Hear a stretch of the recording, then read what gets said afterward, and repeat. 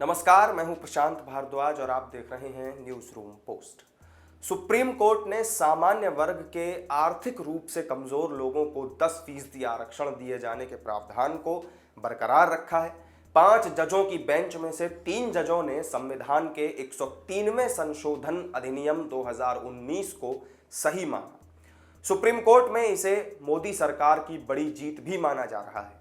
दरअसल केंद्र सरकार ने संविधान में संशोधन करके सामान्य वर्ग के आर्थिक रूप से जो कमजोर लोग हैं उनके लिए 10% के आरक्षण का प्रावधान किया था, जिसे ईडब्ल्यूएस कोटा का नाम दिया गया।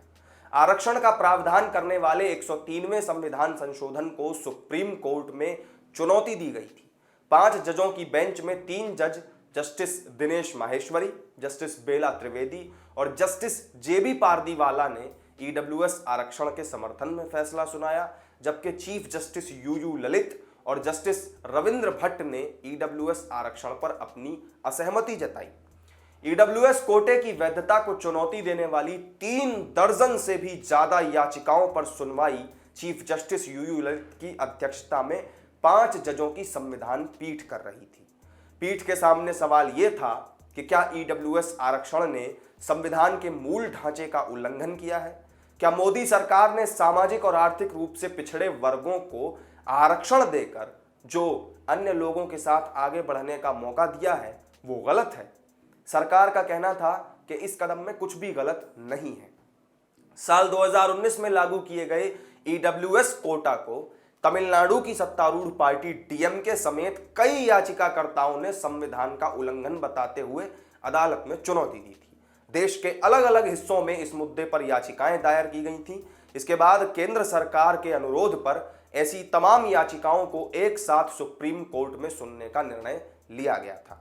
इसके लिए इसी साल संविधान पीठ का गठन भी हुआ और 13 सितंबर को chief justice U U Lalit, justice Dinesh Maheshwari, justice Ravindra Bhat, justice Bela M Trivedi और जस्टिस जेबी पारदीवाला की संविधान पीठ ने इस मामले की सुनवाई शुरू की थी। ईडब्ल्यूएस कोटा संशोधन का विरोध करते हुए दलील ये दी गई कि इसे पिछले दरवाजे से आरक्षण की मूल अवधारणा को खत्म करने का प्रयास बताया गया और संविधान के मूल ढांचे का उल्लंघन भी बताया गया। सुप्रीम कोर्ट में सुनवाई के दौरान तमिलनाडु की तरफ से पेश हुए वरिष्ठ वकील शेखर नफाड़े ने ईडब्ल्यूएस कोटा का विरोध करते हुए कहा था कि आर्थिक मानदंड वर्गीकरण का आधार भला कैसे हो सकता है। सुप्रीम कोर्ट को इंदिरा साहनी फैसले पर फिर से विचार करना होगा अगर वो इस आरक्षण को बनाए रखने का फैसला करता है तो। तत्कालीन अटॉर्नी जनरल और सॉलिसिटर जनरल ने 103वें संविधान संशोधन विधेयक का बचाव करते हुए फिर ये कहा कि इसके जरिए किया गया आरक्षण बिल्कुल अलग है। उन्होंने साफ किया कि ये सामाजिक और आर्थिक रूप से पिछड़े वर्गों के लिए 50% का जो कोटा निर्धारित है उससे छेड़छाड़ किए बिना ही दिया गया है।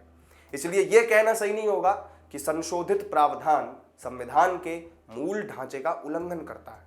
इसके तहत किसी दूसरी श्रेणी के आरक्षण को कम नहीं किया गया है। केंद्र सरकार ने यही तमाम दलील सुप्रीम कोर्ट में पेश की थी। सुप्रीम कोर्ट ने ईडब्ल्यूएस आरक्षण मामले में पक्ष और विपक्ष दोनों की सभी दलीलों को सुना। यह सुनवाई 7 दिनों तक चली और 27 सितंबर को फैसला सुरक्षित रख लिया गया था। 8 नवंबर को चीफ जस्टिस रिटायर होने वाले हैं। ऐसे में बेंच का यह फैसला हमेशा याद रखा जाएगा। यह एक ऐतिहासिक फैसला है। तो इस वीडियो में मेरे साथ फिलहाल इतना ही। ईडब्ल्यूएस आरक्षण को लेकर सुप्रीम कोर्ट ने जो फैसला सुनाया है, 3-2 की जो 5 सदस्यीय बेंच थी, 3-2 के साथ जो ये वर्डिक्ट आया है, इसको आप कैसा मानते हैं? क्या सुप्रीम कोर्ट ने जो फैसला दिया है ईडब्ल्यूएस आरक्षण को बरकरार रख के वो सही किया है या नहीं? आप कमेंट करके अपनी राय हमें जरूर बताएं।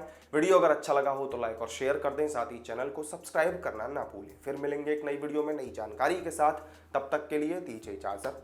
नमस्कार।